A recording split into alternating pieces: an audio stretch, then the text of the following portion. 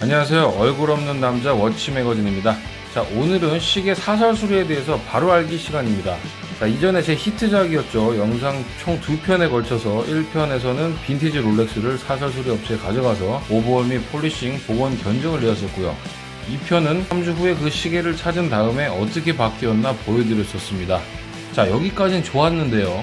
제 영상의 댓글로 무조건 물려받은 시계니까 더 소중하게 롤렉스 공식 CS 가야지, 뭐하는 짓이냐, 사설은 한 번 맡기면 그 다음부터 롤렉스 공식 CX에서 거부당한다는데 위험한 거 아니냐, 아무리 돈을 받아먹어도 그렇지 넌 사설 업체가 공식 CS보다 더 실력 있다는 거냐, 뭐 이렇게 등등 많은 분들이 저에게 의문을 제기하셨습니다. 자, 그래서요, 오늘은 직접 시계 수리 업체 대표님께 질문을 해봤습니다. 현재 워치 매거진 채널에 바쁘신 와중에도 기술적인 부분을 자문을 해주고 계시는 LDC 와치의 이종창 대표님이 인터뷰에 응해주셨습니다.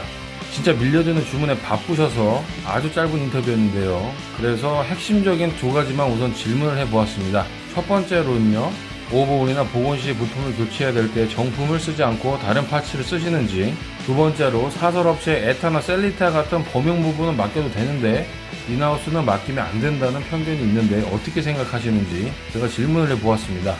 우선 간단한 인터뷰 보시겠습니다.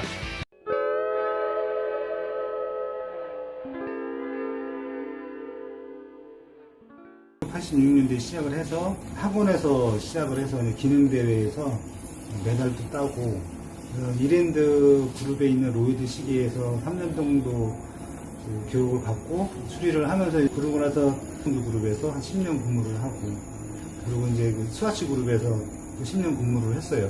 그래서 시몬드 회사는 까르띠에 IWC 구매회사를 담당을 하면서 그 아시아본부 홍콩에서 이제 스위스 사람들이 와서 교육을 집중적으로 했었고, IWC 같은 경우는 퍼페추얼까지 다 이수를 했어요.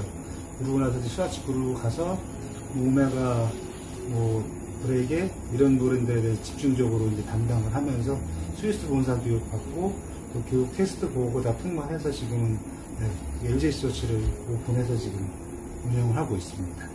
만 4년 조금 넘었습니다.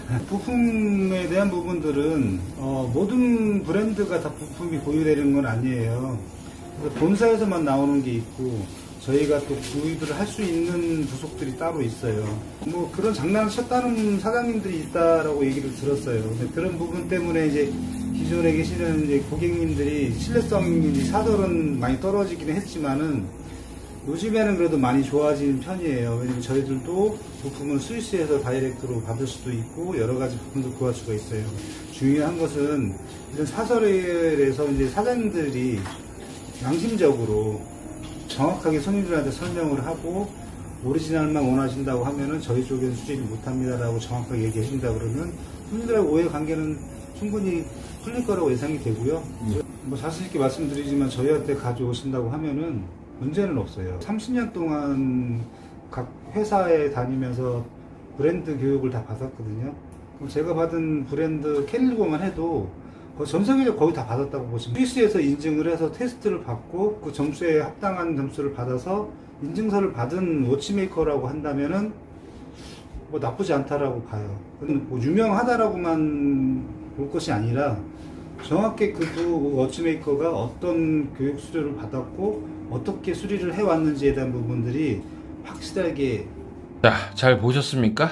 인터뷰 내용 핵심만 간단히 제가 또 정리해보면요, 우선 오버홀이나 복원 시에 손상되어서 교체해야 되는 부품이 발생했을 때 손님께 물어보고 진행한다.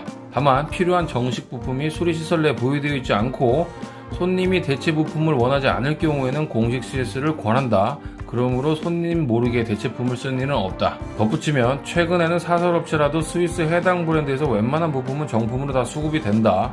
뭐 이런 내용이었고요. 두 번째로는 인하우스 무브먼트라 할지라도 스위스에서 요구하는 정식 교육을 다 이수하고 그 브랜드에서 경력을 오래 쌓은 워치메이커한테는 특별한 어려움은 없다. 뭐 이런 내용이었습니다. 자, 저는 조금이라도 사설업체에 대해서 불신이 있거나 하신 분들은 공식 CS를 이용하는 것이 가장 좋다고 말씀드리고 싶습니다. 롤렉스 공식 CS 센터 생각해보세요. 롤렉스에 특화가 돼 있죠.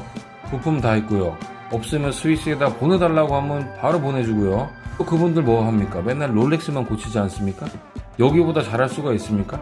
조련이랑 바다 거북이랑 수영하면 누가 이기겠노? 뭐 이거랑 마찬가지죠, 그쵸? 근데 문제는요, 대신 부담스럽게 비싸다는 거죠. 기본적으로 롤렉스 오버홀 보시면요 70만원 이상부터 시작하고요, 베젤, 글라스 이런 거 교체해야 된다 하면요 100만원 그냥 넘어갑니다. 거의 자동차 수리비 나오죠. 그리고 매뉴얼대로 일괄적으로 진행하기 때문에요, 시계 상태가 안 좋으면 웬만하면 교체하려는 성향이 강하고요. 그래서 시계 상태에 따라 오래된 빈티지 같은 경우 특히 추가 비용 많이 발생하죠.